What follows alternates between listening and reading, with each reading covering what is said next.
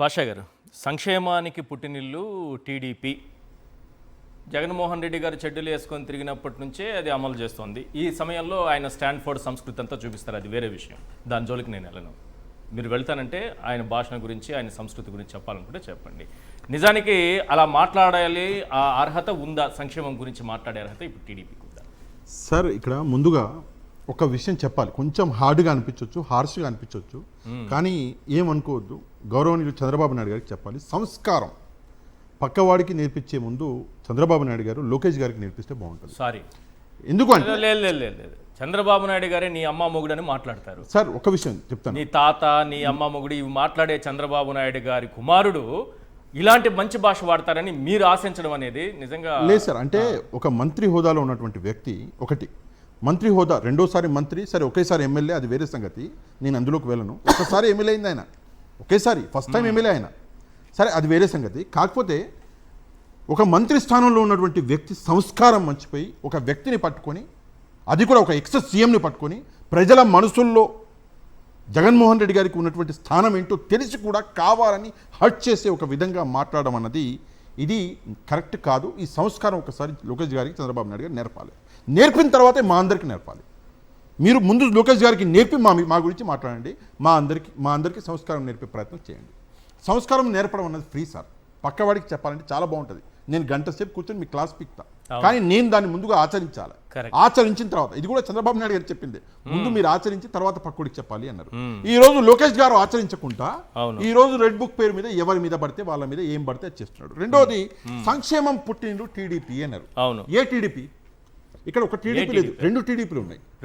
రెండు టీడీపీలు ఉన్నాయి. అన్నగారి టీడీపీనా, చంద్రబాబు నాయుడు గారి టీడీపీనా? ముందు దానికి సమాధానం చెప్పండి. ఎందుకంటే అన్నగారు ఆయన తర్వాత, ఎన్టీఆర్ గారి తర్వాత టీడీపీ పార్టీని నడిపించి ఇన్ని సంవత్సరాల నుంచి నడిపిస్తున్నారు చంద్రబాబు నాయుడు గారు. ఈ రోజు కూడా అన్నగారి పేరు చెప్పే మీరు ఈరోజు మాట్లాడుతున్నారు. అంటే సంక్షేమం అన్నగారి తర్వాత మీరు చేయలేకపోయారా? అన్నగారి తర్వాత సంక్షేమం అన్నది మీరు చేయలేకపోయారా? ఈ రోజు కూడా అన్నగారి పేరు చెప్పుకొని మీరు సంక్షేమం గురించి మాట్లాడుతున్నారు అంటే నిజంగా ఇది సిగ్గుచేటు. అన్నగారి పేరు చెప్పుకునే మాట్లాడుతున్నారు.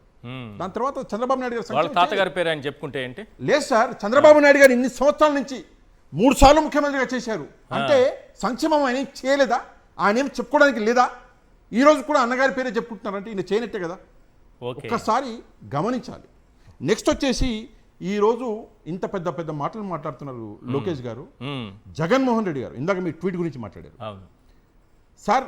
జగన్మోహన్ రెడ్డి గారు మీరు మాట్లాడిన భాష అంటే ఇందాక మీరు చెప్పింది మాట్లాడు, ఆయనకి ఎంత నొచ్చుకుని ఉంటే,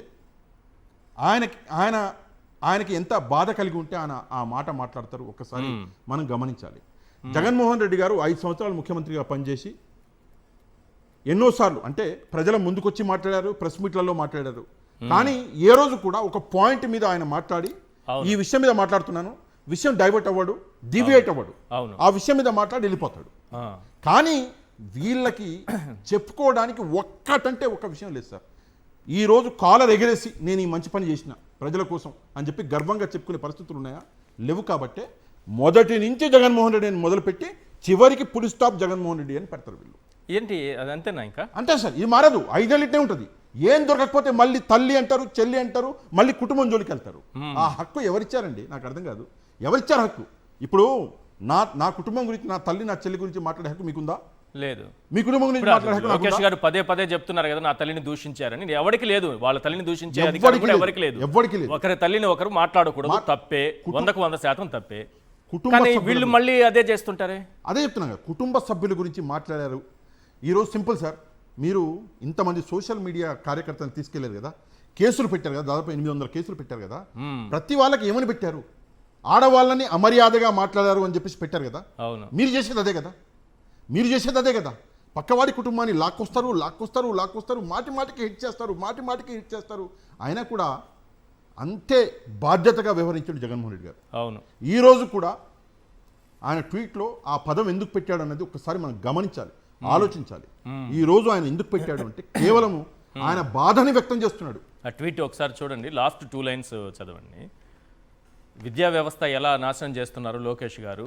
ఒక చంద్రబాబు నాయుడు గారికి కుమారుడే కావచ్చు, కానీ ప్రతిభావంతుడై ఉండాలి, దాన్ని తనకిచ్చినటువంటి శాఖను గొప్పగా నిర్వహించాలి, అప్పుడే ఆయనకైనా ఎదిగినట్టు అవుతుంది. అడ్మిషన్ ఇప్పటి వరకు లేదు. ఇప్పటికీ కౌన్సిలింగ్ ప్రక్రియపై షెడ్యూల్ విడుదల చేయకపోవడం, ఆ అడ్మిషన్ల ప్రక్రియ ప్రారంభం కాకపోవడం విద్యా వ్యవస్థలో నెలకొన్న దారుణ పరిస్థితులకు మరో నిదర్శనం. అమాత్య మేలుకో పప్పు నిద్రవద్దు. సార్ ఒక విషయము, లోకేష్ గారు ఒక మాట అంటారు, నేను ఎందుకు ఈ విద్యాశాఖను ఎంచుకున్నానో తెలుసా?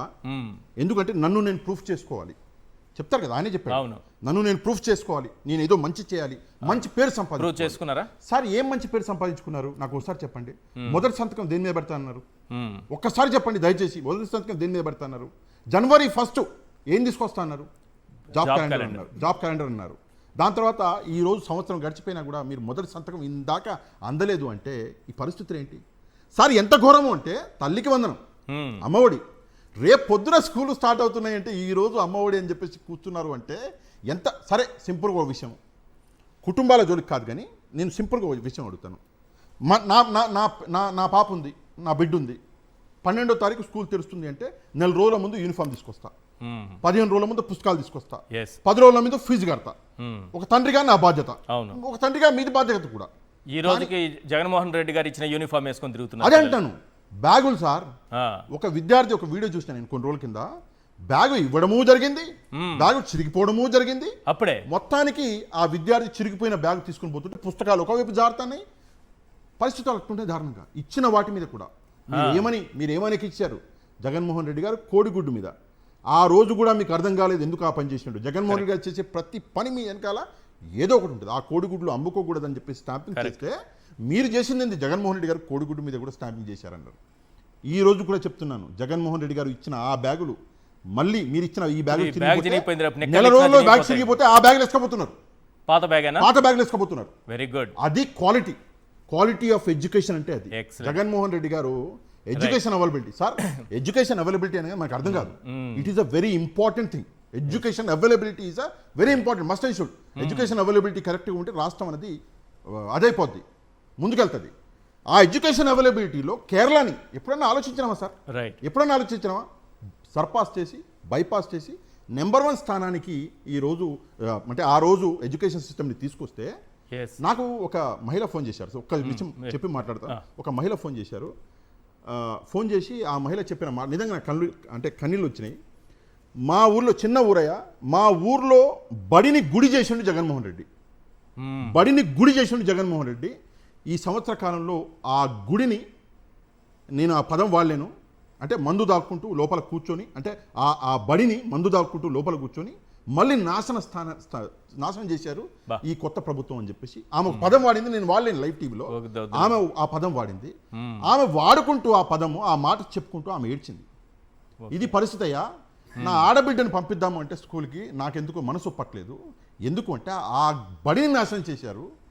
దయచేసి ఈ విషయం మీద మీరు మాట్లాడండి అంటే నేను మాట్లాడగలనమ్మా అంతే, కానీ నేనేం చేయలేను అని చెప్పాను. ఎందుకంటే చేసే బాధ్యత ఎవరిది? ఈ నారా లోకేష్ గారిది. ఈయన ఆ బాధ్యత మర్చిపోయి సార్ ఎంత దారుణం అంటే పొద్దుటి నుంచి సాయంత్రం వరకు ఏదో ఒక టీవీలో కనిపించాలి. చంద్రబాబు నాయుడు గారు కనిపించాలి, లోకేష్ గారు ఇది ఎక్కడ దారుణం సార్? ఎప్పుడైనా సీఎం అనేవాడు ఏం చేస్తాడు? He will be very busy, చాలా బిజీ మార్నింగ్ నుంచి ఈవినింగ్ వరకు. ఒక్క లైవ్ వదిలేయండి, ప్రెస్తో మాట్లాడడానికి టైం ఉండదు, గోక్కోనికి టైం ఉండదు సీఎంకి అంటారు. గోక్కోనికి ఉండదు. వీళ్ళు పొద్దున్నే సాయంత్రం వరకు మైక్ పట్టుకుని ఒకవైపు సీఎం గారు, ఇంకోవైపు నారా లోకేష్ గారు, 5 రోజులు మన పవన్ కళ్యాణ్ గారు. ఆయనకి 5 రోజులే మీరు లెక్క పెట్టండి.